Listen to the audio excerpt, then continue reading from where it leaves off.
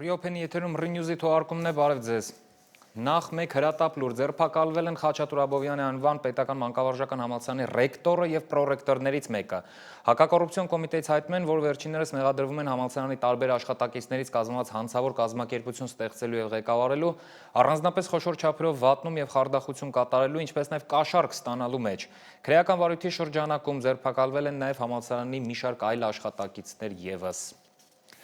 Երկրի ներքաղաքական օրակարգում անսպասելի հայտնվել է Արամ առաջին կաթողիկոսը, արդեն երկրորդ օրն է, բոլորը փորձում են հասկանալ, նա դատապարտում է երկրում հոգևորականների ձերբակալությունները, թե ողջունում է Նիկոլ Փաշինյանին։ Ամեն ինչ սկսվեց նրանից, որ Արամ առաջինի հանձնարարությամբ Մեծիտան Կիլիկիո կաթողիկոսության ներկայացուցիչ Շահան arczepiskopos Սարգսյանը հանդիպեց Նիկոլ Փաշինյանին ու ըստ կառավարության փոխանցեց Արամ առաջինի ջերմ ողջույններն ու օրհնությունը։ Բայց մի քանի ժամ անց Արամ առաջինը հայտարարություն տարածեց անընդունելի համարելով հոգևոր հայրերի քրեական հետապնդումները։ Պարզվեց, որ Արամ առաջինը հանձնարարել է գնալ Փաշինյանի մոտ ու իր մտահոգությունն ու դատապարտումը փոխանցել նրան։ Մի խոսքով լսենք ինչ է ասում Արամ առաջինը, գուցե հասկանանք։ Կարելի փութով պետություն եկեղեցի ներկա վատառողջ վիճակը պետք է վերջ գտնի, եւ մեր ազգի ու հայրենիքի գերագույն շահերը պահանջում են, որ մեր ազգի երկու կարևոր սյուների՝ պետության ու եկեղեցու հարաբերությունները սերտ ու ամուր լինեն։ Երկու ամսով կալանավորվել է փաստաբան Ալեքսանդր Կոչուբաևը, իրավապահները նրան բերման էին ենթարկել Բագրատ Սրբազանի ու մյուսների գործով երեկվա դատական նիստից հետո։ Նույն այս գործով մեկ այլ փաստաբան Ռուբեն Մելիքյանն է ականատես եղել գործընկերոջը բերման ենթարկելուն ու այն նկարագրել է որպես ավելի կոշտ, քան կձերբակալեին Ուսամա Բեն Լադենին։ Բերման ենթարկվելուց առաջ փաստաբանն իր վերջին ֆեյսբուքյան գրառմամբ քննադատել է Արագածոտնի թեմի առաջնորդ Մկրտիչ Սրբազանի կալանավորումը։ Քննչական կոմիտեն էլ հայտնել է, որ քրեական հետապնդումը հարուցվել է դատավորի դատախազի քննիչի մասին առատավորող տեղեկություն հրապարակելու հոդվածով։ Կալանավորված փաստաբան Ալեքսանդր Կոչուբաևի փաստաբան Էրիկ Ալեքսանյանն էլ անջամկետ գործադուլ է հայտարարել։ Այդ ընթացքում Ադրբեջանում քարտեզագիրները հրապարակել են իրենց պատկերացրած Թրամփի ճանապարհը, բնականաբար իրենք դա անվանում են Զանգեզուրի միջանցք, Հայաստանի տեղանուններն էլ թուրքացնելու հետ կապված ոչնչում իրենց իհարկե չեն զսպում։ Այս ամենը նորից փոթորկել է սոցցանցերի հայկական տիրույթը։ Մի խոսքով տեսնենք ինչ է պատմում մեր Մերի Դանիելյանը։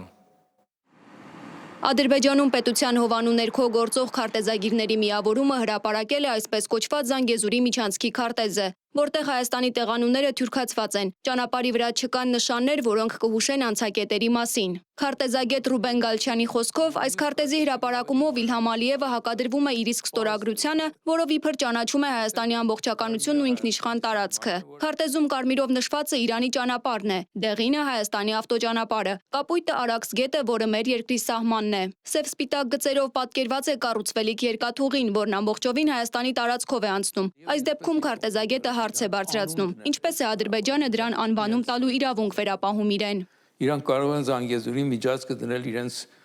Բաքվի մոտ եղած երկաթուղու վրա,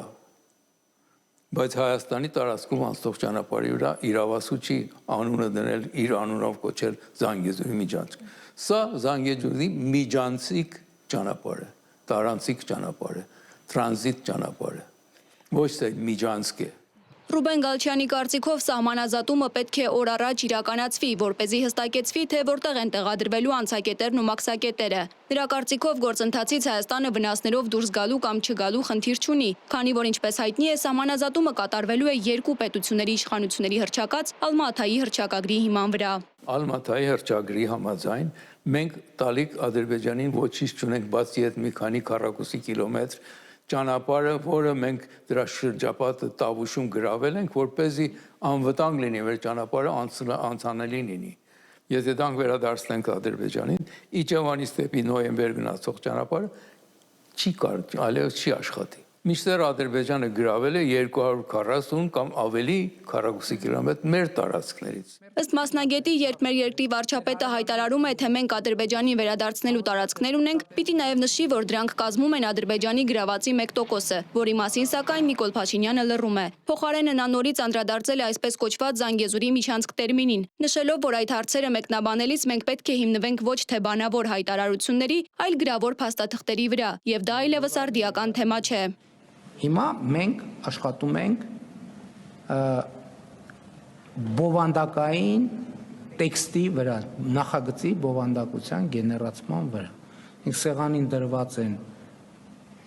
Սեղանին դրված են էլեմենտներ եւ մենք այդ էլեմենտները պետք է ամբողջացնենք մի թղթի մեջ,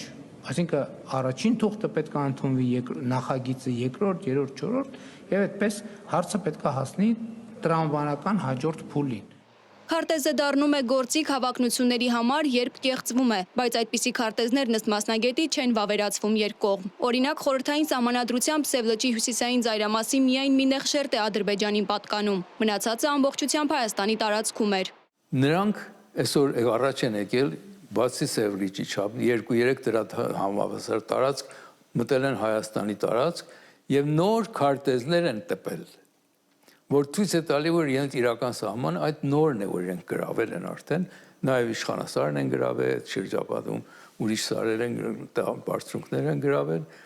այդ քարտեզները ոչ ոք չի վավերացնել, բայց նախկինները վավերացած կան։ Մասնագետները կրկին հիշեցնում են նախաստորագրված համաձայնագրով ամրագրված փոխադարձության սկզբունքի մասին։ Եթե Բաքուն ինչ-ինչ գյուղեր իրենն է համարում, ինչի հետ համաձայնում են Հայաստանի իշխանությունները, ապա դրանք հանձնելու պարագայում հայկական կողմը պետք է հետ ստանա 100-ապատիկը։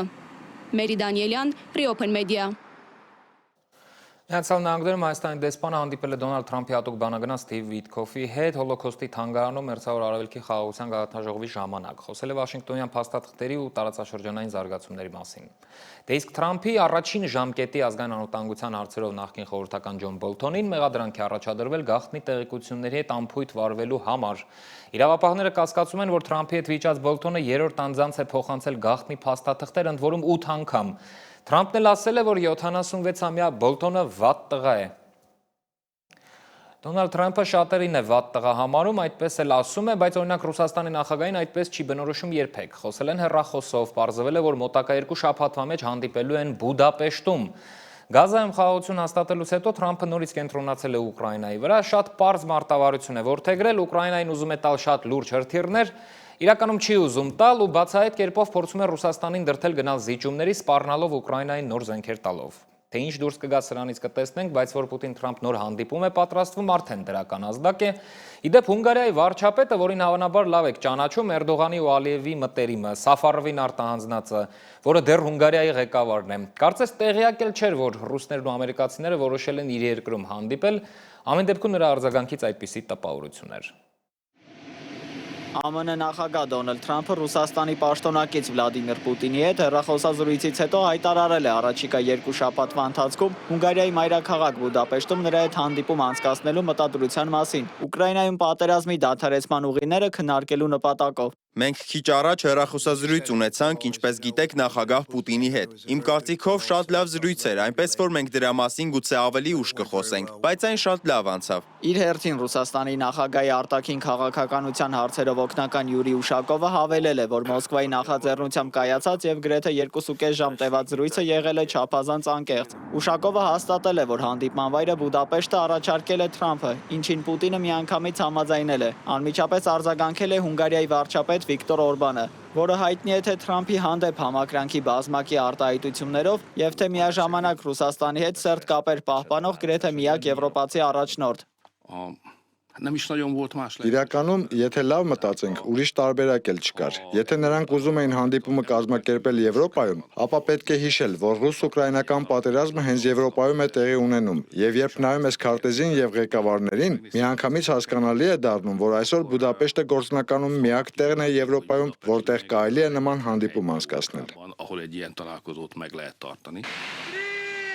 Հեռախոսազրույցի ընթացքում ըստ Կրեմլի ներկայացուցիչի Պուտինը Թրամփին ներկայացրել է ռազմաճակատում տիրող իրավիճակի իր գնահատականը, ընդգծելով, որ ռուսական զորքերը ռազմավարական նախաձեռնություն իրենց ձեռքում են պահում։ Բնականաբար քննարկվել է նաև վերջին օրերին ռուս-ամերիկյան հարաբերությունների համար ծանր փորձանք դարձած ամերիկյան Թոմահաուք թևավոր հրթիռների Ուկրաինա հնարավոր մատակարարման հարցը։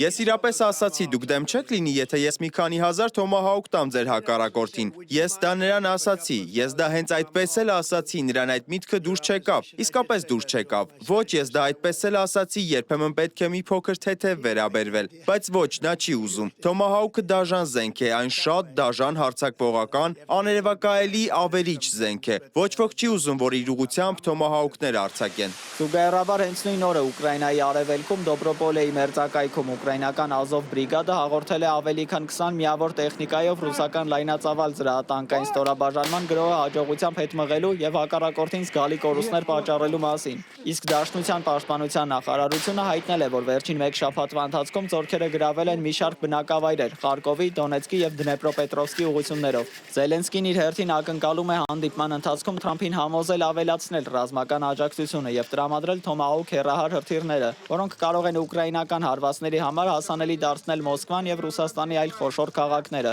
Կիևում հույս ունեն, որ Թրամփը կկենտրոնանա Ուկրաինայում խաղաղություն հաստատելու իր ջանքերի վրա, այդպիսով ամրապնդելով իր խաղաղարարի կերպարը։ Ըստ ամենայնի, ռուսական կողմը Թրամփի հետ հարաբերությունների կարգավորման ուղիներ է գտնում։ Դա վկայում է Սպիտակ տան ղեկավարի հայտարարությունը, որ նա արել է Պուտինի հետ հեռախոսազրույցից հետո, ընդգծելով պատերազմի ավարտից հետո երկու երկրների միջև առևտրատնտեսական համագործակցության մեծ ներուժը։ Դավիթ Գենջոյան, Reopen Media։ Չգիտեմ նկատեցիք թե ոչ, բայց Գազայում խաղաղության մասին լուրերից հետո կարծես բոլորը մոռացան, որ մեղմ ասած դեռ խնդիրները լուծված չեն։ Նախ հաստատված խաղաղությունը շատ փխրուն է։ Երկրորդ, Գազան ամբողջությամբ ավերված է եւ հումանիտար աղետը ոչ միտեղ չի անհետացել։ Հիմա տարբեր գաղափարներ են շրջանառվում, թե ինչպես է հնարավոր կամ առհասարակ հնարավոր է վերականգնել Պաղեստինի այս հատվածը, որովհետեւ կանգուն շենք այնտեղ գրեթե չի մնացել։ Թրամփի համար այլ խնդիրներ էլ կան, Վենեսուելայում է բավականին թեժ։ Իդեպ Բոլթոնին հիշեցինք, Թրամփի առաջին ժամկետի ընթացքում նա շատ ակտիվ փորձում էր իշխանության բերել Վենեսուելայի ընդդիմության առաջնորդին, բայց չէր ստացվել։ Մի խոսքով տեսնենք ինչ է կատարում այսօր աշխարհում ու շարունակենք։ Իսրայելի եւ Համասի միջև հրադադարի ռեժիմը մնում է փխրուն, զոհված պատանդների մարմինների վերադարձի շուրջ շարունակվող փոխադարձ մեղադրանքների ֆոնին, ինչը վտանգի տակ է դնում համաձայնագրի հետագա իրականացումը։ Այս անորոշության պայմաններում Պաղեստինի վարչապետ Մոհամմադ Մուստաֆան ներկայացրել է Գազայի վերականգնման հավակնոտ ծրագիր 67 միլիարդ դոլար արժողությամբ, որը նախատեսված է 5 տարվա համար եւ բաղկացած է 3 փուլից։ Ծրագրի իրականացման գլխավոր խոչընդոտը, սակայն, տարածքում կուտակված մոտ 55 միլիոն տոննա փլատակներն են, որոնց ծավալը հավասար է Գիզայի 13 բուրգերի զանգվածին։ Այս հսկայական աշխատանքը լրացուցիչ բարդանում է փլատակներում առկա չպայթած զինամթերքի վտանգով, որի վնասազերծումը առաջնային է։ Նախքան վերակառուցումը սկսելը եւ հումանիտար օգնության համար ճանապարհներ բացելը։ ԱՄՆ-ում շարունակվում է կառավարական ճգնաժամը։ Սենատում դեմոկրատների եւ հանրապետականների միջև փոխզիջումների բացակայության պատճառով ֆինանսավորման օրինագծի ընդունումն անընդմեջ 10-րդ անգամ ձախողվել է։ Այս քաղաքական անորոշության ֆոնին ՆԱՍԱ-ի ռեակտիվ շարժման լաբորատորիան հայտարարել է մոտ 550 աշխատատեղի կրճատման մասին։ Միևնույն ժամանակ հատուկ ընդգծելով, որ որոշումը որևէ կապ չունի Վաշինգտոնում տիրող ճգնաժամի հետ։ Ըստ լաբորատորիայի ղեկավարության, կրճատումները դեռևս հուլիսին մեկնարկած ռազմավարական վերակազմակերպման ծրագրի մի մասն են, որը նպատակ ունի ապահովել կառույցի երկարաժամկետ կայունությունը, ստեղծելով ավելի թեթև ենթակառուցվածք եւ կենտրոնանալով հիմնական տեխնիկական կարողությունների վրա։ Վենեսուելայի եւ Միացյալ Նահանգների միջև լարվածությունը ասել է գագաթնակետին։ Պաշտոնական Կարակասը դատապարտել է առնվազն 27 մարդու կյանք խլած հարձակումները։ Դրանք որակելով հեղաշրջման փորձ եւ դիմում է ՄԱԿ-ի անվտանգության խորհրդին, պահանջելով ճանաչել գործողության անօրինականությունը։ Սպիտակ տունն իր գործողություններն արդարացնում է թմրատերորիզմի դեմ պայքարով։ Այս դիրքորոշմանն է հարում նաեւ Խաղաղության Նոբելյան մրցանակի դափնեկիր Մարիա Կորինա Մաչադոն, հայտարարելով, որ Մադուրոյի ռեժիմը սնվում է թմրաշրջանառությունից։ Այս գործողությունները սակայն լուրջ իրավական հարցեր են առաջացրել ինչպես Միացյալ Նահանգներում, այնպես էլ միջազգային հանրության շրջանում։ Իսկ զոհվածների հարազատները ամերիկյան իշխանություններից պահանջում են ներկայացնել թմրանյութերի առկայությունը հաստատող որևէ ապացույց։ Պերույում լայնածավալ բողոքի ցույցեր են բռնկվել նորանշանակ նախագահ Խոսե Խերեի դեմ, որոնք մայրաքաղաք Լիմայում վերաճել են բուռն բախումների եւ հանգեցրել մեկ ցուցարարի մահվան։ Նախկին նախագահ Դինա Բոլուարտեի իմպիչմենթով եւ Խերեի վիճահարույց պաշտոնամուտով պայմանավորված ցույցերի ընթացքում հազարավոր մարդիկ պահանջել են պայքար աճող հանցագործության դեմ եւ իրականացնել քաղաքական մեծածավալ բարեփոխումներ, ընդհուպ կոնգրեսի լուծարում։ Նախագահ Խերին բռնությունների համար մեղադրում է հանցագործներին, որոնք ըստ նրա ներթափանցել են խաղաղ երթի մեջ։ Իշխանությունները հաստատել են, որ 32-ամյա ցուցարարի մահվան գործով մեղադրանք է առաջադրվել ոստիկանության սերժանտի։ Դավիթ Գենջոյան, Reopen Media։ Լավ, ավարտենք մի բարի լուրով։ Հոկտեմբերին Հայաստանում տաք է լինելու մինչև ամսվա վերջ։ Գագիկ Սուրենյանն է հայտնում, որ հոկտեմբերի 20-ից գիշերային ժամերին կտաքանա 4-ից 5 աստիճան։ Մինչև ամսի 20-ը նաև անձրև չի գա։ Այս ժամին այսքանը, կհանդիպենք ժամը 8-ին, ցտեսություն։